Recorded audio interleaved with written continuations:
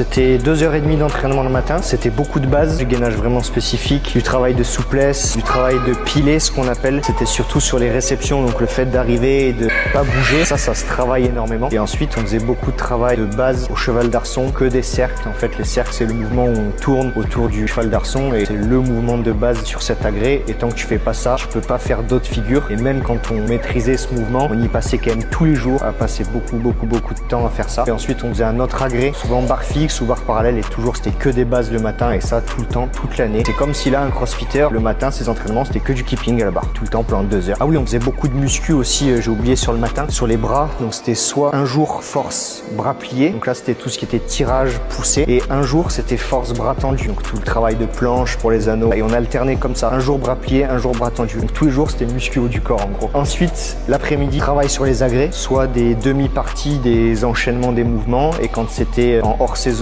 on bossait vraiment que les figures, donc ce qu'on appelle les éléments, de manière séparée. Toujours essayer d'apprendre des figures de plus en plus compliquées. Et quand on était sur des périodes compétitives, c'était soit des demi-parties de mouvement, soit le mouvement entier. Et après, il y avait des moments où on appelait ça le tour sur les 6. C'est en fait le tour sur les 6 agrès avec tous les enchaînements qu'on allait présenter en compétition. Et ça, c'était 2-3 fois par semaine. Donc c'était des périodes assez éprouvantes.